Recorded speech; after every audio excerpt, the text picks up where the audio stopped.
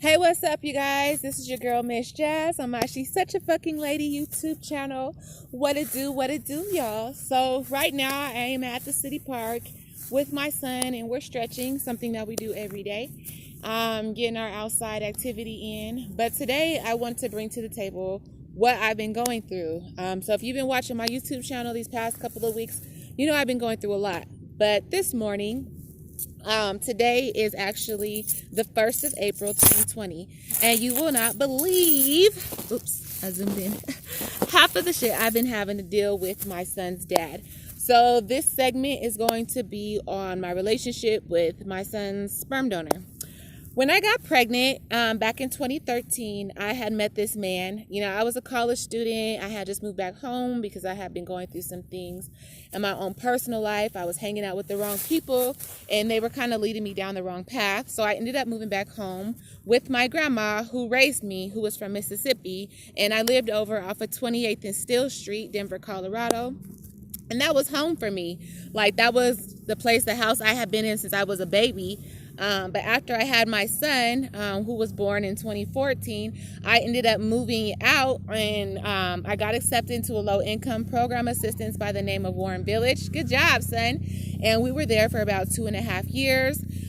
During our stay there, we were disrespected and neglected. They put us in harm's way. We got accepted to DHA. We were at DHA for about 2.5 years. With DHA, the same thing. We were neglected, disrespected, and put in harm's way.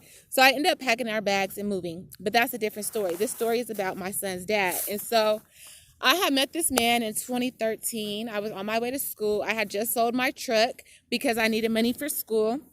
So I sold my truck, and I ended up, I was on the light rail for a little bit. And so I was on my way to school, walking towards the light rail, and I seen this man from a distance.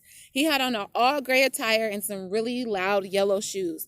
Something in my heart was like, go the other way. So I went the other way. But as I went the other way, somehow this man caught up to me and approached me. One thing led to another. We moved pretty fast. He ended up moving in with me at my grandma's house. Got me pregnant, and that was that. But this man didn't have a job. This man wasn't going to school.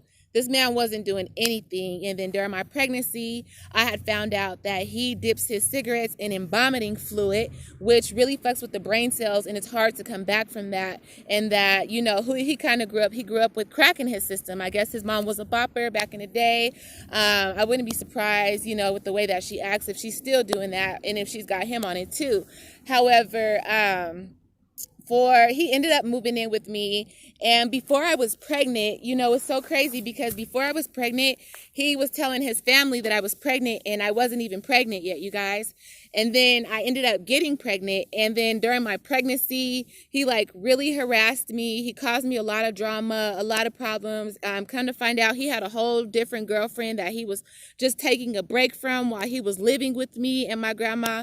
I was giving this man money. I was letting this man drive my car. I was like providing for him as if he was my child. And then when I got pregnant, he left me hanging. You know, I had to quit going to school. I had to withdraw from school because I got offered a full-time work position, and I wanted my baby, you guys. Some people don't know this, but I didn't even think that I could have kids because when I was younger, a lot of stuff happened to me. I was raped, and just all kind of stuff happened to me when I was younger, and I didn't think that I was going to be able to have a baby. And so when I found out I was pregnant, I wasn't making it an option. It wasn't an option for me to have an abortion because I didn't even think I could get pregnant in the first place. And then for me to get pregnant, to me, is a blessing. I love my son, and I wouldn't change him for the world. My son has made me a better person in 6 years. I haven't been in any kind of trouble, you guys. I have been on a straight, narrow path. Like, my son has really made my life complete, and it is hard because I don't have my mom, I don't have my dad, I don't have family support. My son's family does not help whatsoever. My son's dad doesn't help. Like, it's been very challenging. However, I've had to make a lot of self-sacrifices, and I just have really been committed to my son's success. My baby will be 6 this year. And so with that being said, when this man showed up to hold his baby at the hospital for the first time, he came in the room smelling like a pack of cigarettes. And the very first thing that he said when he held his son was, "This is a real baby, and I can really kill it." And so From there, I don't know why I ended up giving my son his dad's last name, because I love this man. You know, like, he really had no reason to disrespect me. And I'm the type of person to see the good in everybody. And it's just been really nothing but nonstop drama. Like, 6 years later, you would think that a man would mature over time, but it seems like he's just only getting dumber by the second. And not even to be funny, like, I'm dead ass serious. Stay over here. And so, on my son's 3rd birthday, we had a pool party. And I had left my son with his dad for a few minutes so that I could free swim, because during the whole birthday party, I was with Monye the whole time and I needed a break. And so I got out of the pool. My son was in the baby side of the pool with his dad. His dad literally watched my son get out of the pool, walk around to the deep end, and jump in the water. My son damn near died. I was all the way on the other side, and my friend at the time was there, and she was like, she jumped in the water in her full clothes with her phone in her hand and saved my baby's life. So Danielle, I will always appreciate you for that. Thank you. Second time, my son, it was Christmas time, and my son and I had went over to his grandma's house. It was really snowing outside, really bad. There was a lot of snow on the stairs. They lived upstairs on a higher level. I have been with my son the whole time. I let him go with his dad.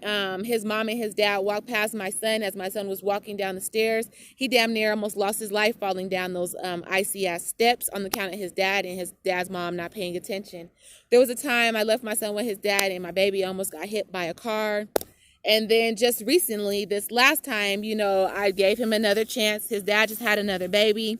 And I'm like, okay, I'm thinking he's going over there to meet his baby brother. It turns out that the girl who he's living with, who already has 3 kids, is not even his new baby mom. And I know that because the baby mom reached out to me, and me and her have our own bond so that our sons can get to know each other, because they're the only children and they're brothers. So it's only right for them to have a relationship as they get older. But during this time while my son was over there, I literally had to get a police escort to come pick my son up, because his dad was making things up, saying that my son was being touched and that he had been living with somebody else for 4 months, that I haven't been taking care of him, and just all kind of bullshit, when my son was letting me know, like, daddy's touching me while I'm sleeping and I'm not comfortable over there. So I'm like, all right. So I had to get a police escort to go get my son. And then this morning, oh my God, you guys, I woke up to a phone call from social services stating that my son was in harm's way and neglected, and that they had to come and interview him. Keep in mind that it's quarantine, government shutdown right now, and like, I've been taking care of my son consecutively for 6 years. His dad has never even taken him to get a haircut, and yes, his dad is on child support, but I only put him on child support because when I had to take my son out of school because he kept coming home with marks on his body, and I filed a police report and nobody was helping. Social service was in my business then, and they didn't do anything, you know, and I let them know, if you guys don't leave me alone, I will press charges for harassment. And so here we are again with social services in my business. Come to find out, his dad is the one who made the phone call stating that my son is in harm's way. Mind you, I don't smoke weed. I've been sober. I drink occasionally. I'll have like a glass of wine or a shot of Courvoisier Rose, but I'm not an alcoholic. I don't smoke cigarettes. I haven't smoked a cigarette in 7 years. I really don't have any bad habits. My habit is getting money. Like, I get money. I work. I go to school. I take care of my son. I handle my business. Period. My shoes that need to be washed. But as you can see, my son is well taken care of. And that's me, all time, dedication, everything. And so what it's coming down to is that he is upset that he went to go file his income tax this year and they took all of his money. The only reason they took all of his money is because he was not able to keep a job for 45 days. So during the time of me having to take my son out of school, the only income that I had relied on was my son's child support check, which is only $300 a month. Mind you, this man makes $21 an hour. You spend $300 on cigarettes, weed, alcohol alone. So for you to have to spend $300 on providing for your child, it does, and you're complaining about it, you know, that doesn't make sense to me that you're even complaining about that when you spend that much money on other shit. Uber rides to work, like, it doesn't make sense to me. And so every time, you know, we encounter, he's like, I hate you, you're a dumb bitch, you're a bad mom, and I'm going to take you to fucking court, you're never going to see your son again, and really just really bashing me, you guys. And so I had to go get my son from over there with a police escort. And during the time, I told the officer, like, look, I want to press harassment charges. And it was another black man with a jerry curl, he looked like a pimp, to be honest. And rather than, doing his job, he was like, well, that's not how this is happening today. Just really taking this man's side who's a deadbeat ass nigga. Like, I'm like, all right, whatever. We all reap what we sow. I got my baby and we dipped. And so with this phone call today, even after the call, this man is still harassing me. Like, I have him blocked off of all my social media and I have him blocked off my phone number. He calls me constantly from a blocked number, harassing the hell out of me. And he's constantly making fake profiles, stalking me on social media. And so I've been really lenient. I don't give this man problems. I don't give him problems. In 6 years, I don't call him and ask him for anything. During the time that I had to take my son out of school, he thought it was funny and he wasn't keeping a job. He would work and make a little bit of money for himself and quit and get a new job, but and we weren't receiving anything, even with him being on child support. If a man doesn't keep his job for at least 45 days, the child is not getting that income. And so he kept quitting his job after he made a certain amount of money. And for some reason, he didn't think it was going to catch up to him, but he went to go file taxes and they were like, no, you owe your son money. And so now, because he wasn't able to claim his son or anything for taxes or get money, I pulled up in my Chevy, which I just bought with my own money, not child support, not government assistance, nothing. My own money that I worked hard for. I finally got myself a truck. I pulled up on him and he was jealous. And ever since I pulled up in my Chevy, he's been giving me problems. And so now I'm in the process of pressing charges, and I went to the county that I know will help me the most, and I really have no remorse because I could see if I was a ratchet-ass woman and I was giving him problems, and because I know, like, for example, my boyfriend, who I've been on and off with for about 2 years, his baby mom, is requesting like $500 to $1,000 per child, and on top of that, she's not spending the money on the kids. Every time they come around, they're looking crazy on her behalf. And on top of that, he gives her money every time they come around. So she's getting double money. And I'm like, I don't give you half the problem that these other men are getting from their baby's mom. I take care of my son. I make sure he's taken care of. He's in school. No, he's not in the public school system because we've tried that 3 times and it's just not working. And so my son is homeschooled and has been homeschooled for 2.5 years and is doing just fine because of me, my hard work, my dedication. I quit my job and I dedicated my time to raising my child, which I know that in the process of going through it, it was very hard. But I know that as I get older and my son gets older, I'm going to look back on this time and I'm going to be even more grateful because I had a child for me. I didn't have a child to place in the system for somebody else to raise. And with me being able to embed my morals in my child at a young age, I'll be okay for him to go out into society when he gets older, because what a lot of people are not paying attention to is that these school programs and shit like that, at least my experience with DHA and APA,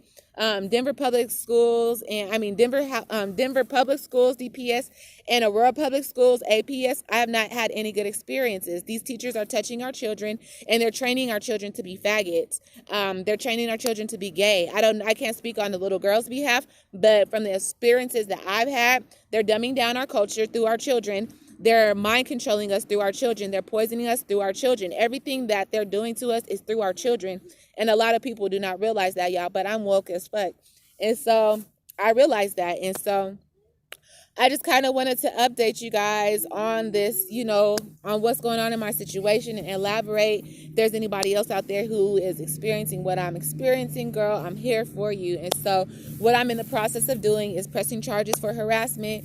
In addition to the other, the schools that I'm going to be pressing charges against, the housing authority that I'm going to be pressing charges against.